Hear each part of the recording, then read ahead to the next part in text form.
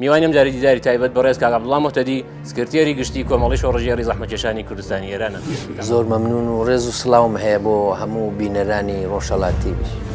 بەڕێستان لە 17 گۆستە کە دەبێتە 26 گەلاوێژە لەر هەڵەم نەکردوێت کە ئێوە دەڵێن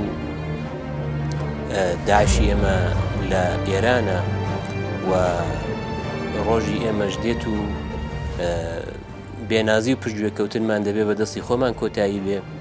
هەنگاوی یەکەمیش لەو پێناوەدا بۆ ئێمە چەسپاندن و پەرەپێدانی گوتاری ڕۆژهەڵاتەوەرە لەسەرەوە بنەمایش پێکێنانی یەکگرتوویەکی بەرفراوان و لەو بارەیەدا لە داهاتوودا زیاتر دەدرێت.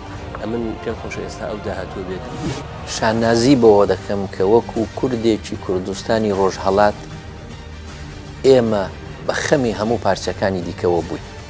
لێرە هەروەکو باست کرد زۆر لە نێو خۆدا من هەوڵم داوە لە نێو خۆی حیزبەکەماندا ئەوە بکەم لەگەڵ زۆر کەسایەتی و لایەن قسەم کردووە و لەگەڵ حیزبەکانی دیکەش بە ڕاشکاوی و بە توول و تەفسیل لە مانگان و ساڵی پێش و ئەوانەوە منەوە مەسەلەم هێناوەتە ئەو مەسەلەیە کە کوردستانی ڕۆژهەڵات دەبێ بێتە جێگەی مرکزی و ناوەندی سەرنجی ئێمە. ئەم پارچانەی کوردستان لە هەمان کاتدا کەم پارچەیەکن لە کوردستان بەڵام هەر کامە تایبەتمەندی خۆیان مێژووی خۆیان خەباتی خۆیان داخوازی خۆیان تەنانەت دەتوانم بڵم کولتوری خۆشیان کولتوری سیاسی خۆشیانیان هەیە.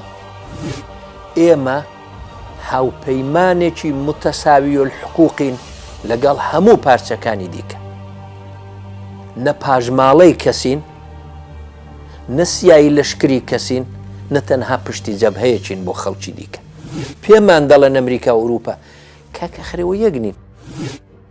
ئێمە دەبێ هەیئەتی هاوبەشی کوردستانی ڕۆژهەڵات دروستکەین. ئەو بچێ کۆنگرەی ئەمریکا و وەزارەتی خارجە ببینێ ئەگەر لە من دەپرسی ئەویش بچێ وەکو هەیئەت حکوومەتی هەرێمی کوردستانی عێراق ببین. من لە هەندێک جێگاش باسم کردووە ئێمە کۆنگرەی ڕۆژهەڵات لە دەرەوەی وڵات ببین. من پێم وایە ئەگەر ستادێکی هێزی پێشمەرگە ستادێکی هاوبەشمان بۆ پێک نایە لیژنەیەکی هەماهەنگی هەموو هێزە پێشمەرگەکانی حیزبەکان پێک بێنی. ئەمە 100% لە بەرژەوەندی پارچەکانی دیکەدایە. دەبێت استراتێژی سیاسی خۆمان بەڕە چاوکردنی ئەم محوەریەت و مرکزیەتە بۆ کوردستانی ڕۆژهەڵات دابڕێژین و لەوەی هەڵبێنجین